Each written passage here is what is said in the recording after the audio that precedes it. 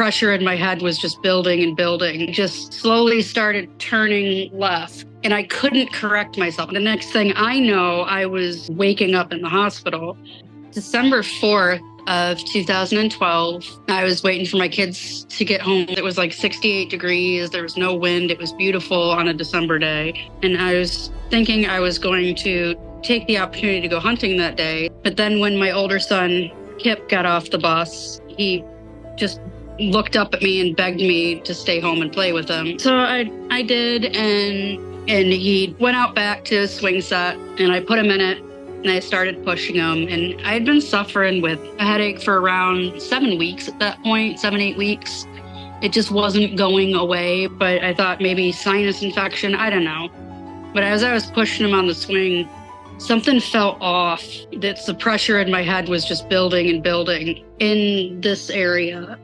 And then I just started getting dizzy and just didn't feel well. And I just slowly started turning left. And I couldn't correct myself. I couldn't bring my head forward. And I was like, something is very bad. Something is wrong. The next thing I know, I was waking up in the hospital. I couldn't swallow. I couldn't speak.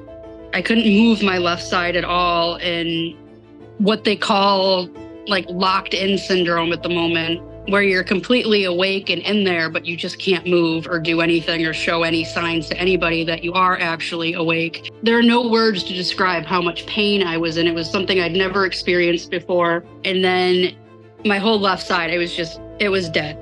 I would look at my hand, I would look at my arm, and I knew it was there, and I would think that I'm lifting up my hand, lifting it up, moving it, but it wouldn't move. The doctors came in, they were all frantically around me, assessing me, trying to figure out, okay, she's awake, she's doing this, but nobody was actually talking to me. And I realized that it's because I couldn't actually speak. They're like, we don't know what's going to come back. We don't know if you're going to be able to move that side, if you're going to be able to speak, if your eyes are going to stop twitching, if you're going to be able to swallow again. The area of my brain that was damaged was my brainstem. And the brainstem basically regulates a lot of your involuntary functions and a lot of very important things like your heartbeat, your breathing. And they didn't know why those things in me were still working and appropriate, because that part of my brain was damaged. Those things shouldn't have been working. For all intents and purposes, I should have been. After I woke up, I started to recover faster. And I think it was my determination to get home, getting closer to Christmas. I just wanted to be home. I wanted my kids. I wanted my baby.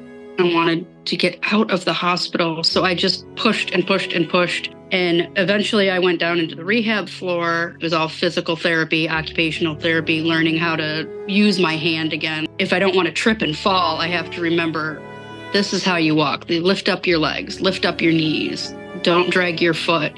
My arm is about 50% useful, but it's enough to get dressed, to cook, to take showers, to do things. I can't lift more than 8 pounds with it. And I remember when I finally got out and they told me I was going home, it was Christmas Eve, and Kip at the time at 3.5 was just beside himself, was so happy. And my little one just wouldn't stop smiling and blowing spit bubbles.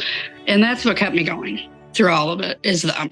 They were just everything. Because in honesty, I probably would have left myself. My kids are going to be 13 and 16.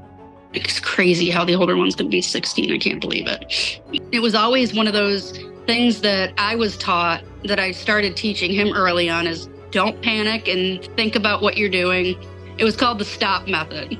You stop, you think, you observe, and you plan. He remembered what I told him. He remembered what to do. And because of that, thank God I'm here. If he didn't come in the house, get my father, and pick up the phone at 3.5 and call 911. I mean, all he told the dispatchers was, Mommy fell down, I think she dead. And then he gave the phone to my dad, and I don't really know much after that. It's all I was told. But if it wasn't for him, I would have been dead in the yard. There would have been no help for me at that point.